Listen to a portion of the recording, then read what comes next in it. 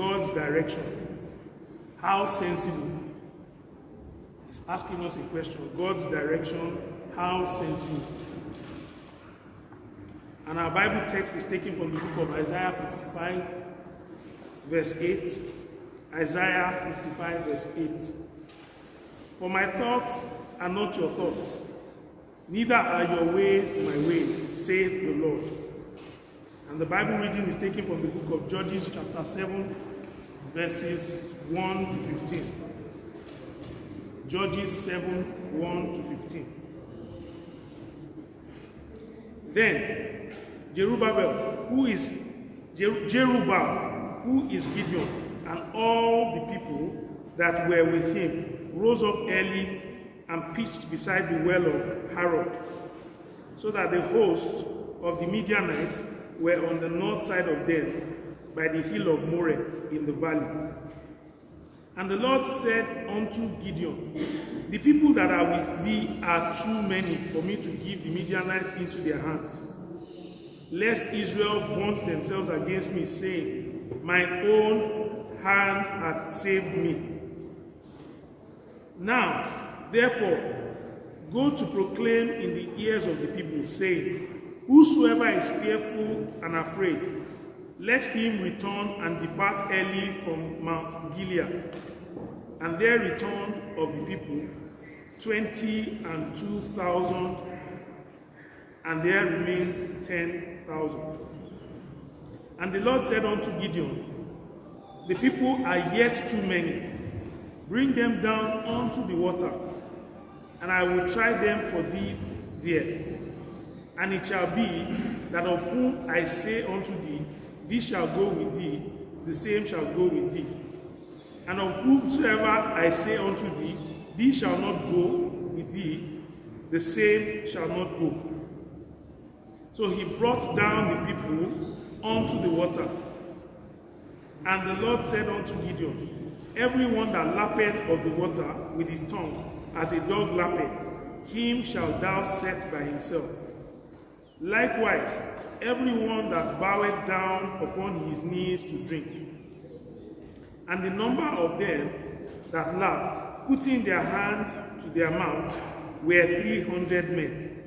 But all the rest of the people bowed down upon their knees to drink water. And the Lord said unto Gideon, by the 300 men that lapped will I save you, and deliver the Midianites into thy hand. And let all the other people go, every man unto his place.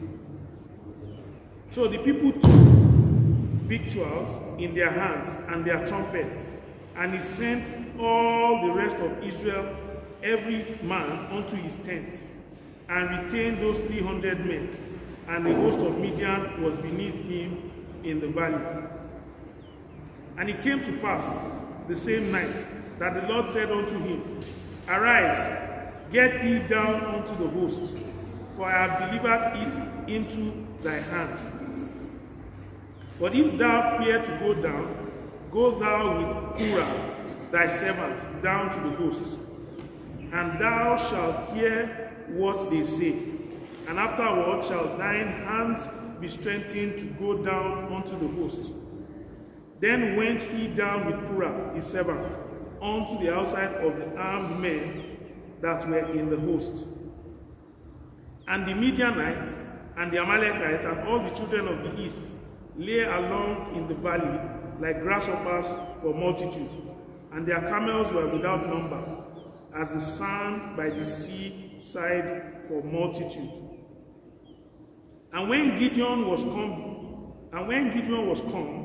behold, there was a man that told a dream unto his fellow, and said, behold, I dreamed a dream, and lo, a cake of barley bread tumbled into the host of the Midian, and came unto a tent, and smote it that it fell, and overturned it, that the tent lay along.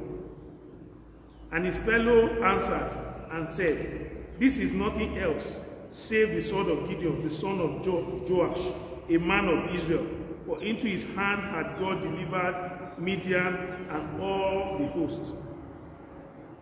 And it was so, When Gideon heard the telling of the dream and the interpretation thereof, that he worshipped and returned into the host of Israel, and said, Arise, for the Lord hath delivered into your hand the host of Midian. God's directions may not always make sense to us, because as humans, we are too short-sighted to see what he does and too dull to think as he. And this can be found in the book of Isaiah 55, verses 8 to 9. Gideon experienced the seemingly illogicality of God's direction firsthand. He thought he had been mistaken for someone else when the angel of God called him a man of valor. Gideon was cowardly, but God had decided to use him to lead his people to victory over their enemy. Even when Gideon eventually accepted to lead the Israelites in battle, God still went ahead to prune his army of 32,000 soldiers down to just 300. 300 men against an army. Although it looked like an impossible mission, at the end of the day, Gideon was victorious. No matter how unreasonable an instruction from God may be, as long as it is from him, it will surely end in victory. Isaiah 30 verse 21 says, And thine ears shall hear a word behind thee, saying, This is the way, walk ye in it, when ye turn to the right hand, and when ye turn to the left. We were preparing for a crusade in Benin many years ago. Everything had been set when I thought to talk to God about it. He told me we should go to Ede instead. We had just concluded a crusade in Elisha, very close to Ede. And so I felt that anyone who wanted to come from Ede should have been at that crusade. However, since I have learned never to disobey God, I told my people, God said we are going to Ede. We went to Ede, and when it was time for the monarch of the town to greet the people during the crusade, he said he did not have money, but offered us land in any quantity we desired. After the crusade, I called my people together and we decided to ask for 50 acres of land. That seemed like a lot, but when I went back to ask God, he said we should ask for 500 hectares. This did not make any sense at all, because the developed part of Ede was not that large, but I asked anyway. We got the land, and today, the mission school of the RCCG, as well as the Redeemer's University, are sited on that land. Praise the Lord. Hallelujah. This is another timely reminder for every Israelite, therefore, have absolute faith and trust. Every man has to fight for soldiers. Now, before you have started the battle, if you had that kind of record, what would you do? As a human being, you feel you are defeated already. And that was Gideon's own standpoint. But God said that even the 32,000 you have are even too many. Here is Gideon saying that we are still outnumbered 1 to 4. And God is telling me that even this 32,000, right? We are too many. So it doesn't make sense. And a lot of the times, when God gives us instructions like that, it just doesn't make sense. And what did God tell Gideon? He said that if I let you people go now and you come and you win this battle, you will say that it is us. We did it. We won the battle. So I want to show you that you will succeed. This battle, you will be victorious, and the world will know it is me. It is not because of what you have done or the number of people that have gone. So these 32,000 people, they are still too many for me to use. Go and prune them. If you follow the Bible passage very well, you will realize that at no point did Gideon question God. Just kept on obeying. Go and tell them, anyone that is scared, if you are scared about this battle, go back to your house. Immediately, what happened? 22,000 men fell off. It's natural. Before I start a battle, you already tell me I have to fight 4 soldiers, me alone. 1-to-1 is bad enough, right? So even if we are evenly matched in a battle, so if the Midianites had 32,000 soldiers and the Israelites had 32,000 soldiers, the reality is that that is intimidating enough, because at times, a 1-to-1 battle, you are not 100% sure that you are going to beat the next man, right? So now imagine a situation where already you have 4 people against you alone. So already 22,000 men had defeated themselves within themselves before making any move. Because this doesn't make sense. How can you tell 32,000 to fight 128,000? We are not enough. How do we want to do it? So 22,000 people were helped by Gideon. They just went back to their homes. And God still told Gideon, these 10,000 people are even still too much. Now, if you now take the ratio to 10,000, it is now 1 to 13 now. 1 to 12.8, but you can't have 0.8 human beings. So let's assume it's 13. So at 10,000, it is now 1 to 13 men. Doesn't make sense. Just doesn't make sense. And God still told Gideon, you people are still too much. 1 to 13, we are still too much. It doesn't make sense. And oftentimes when it is God, it doesn't make sense. Take them to the river. I want to show you something there. Now, out of 32,000 men that started eventually, only 300 of them were qualified. 300. Still doesn't make sense. We were outnumbered at 32,000. We were outnumbered at 10,000. You're now taking me down to 300. If you look at the estimate again, that's like 1 to 40 or 1 to 400 men. So at every stage in time, it didn't make sense. It just didn't make sense. And imagine what they said the Midianites had. You couldn't even count their camels. It was like the sand on the sea. Plenteous. So every single stage of the time, it didn't make sense. But, good enough, Gideon did what every obedient child of God should do. He obeyed. He was scared, but he obeyed. Are we always in that position as well? Do we get to that point where we are scared, but we still go ahead and obey? Or do we say, I'm scared, and be like the 22,000 that went back because they were scared? Or do we press on and say, it doesn't make sense, but I trust the God I serve. This doesn't make sense, but I'm sticking with God because I know He has something planned for me. Now, one key point that Adeboye said here was that as humans, we are always short-sighted. We don't see beyond a certain limit. And that is one of our biggest problems. If God opens our eyes to see the future, maybe a lot of us will be lazy. If God opened our eyes to see 5 years from now, 10 years from now, the exploits that we will do for Him, maybe some of us are going to build mighty cathedrals all over Eswatini. We will just relax because we've seen the future. We won't do anything. So oftentimes, we are very short-sighted. So when God says, take an action now that doesn't make sense, oftentimes, that action that contradicts our common sense is from God. Oftentimes. But the question is, are we obedient enough to actually listen to that nonsensical, senseless action or senseless instruction?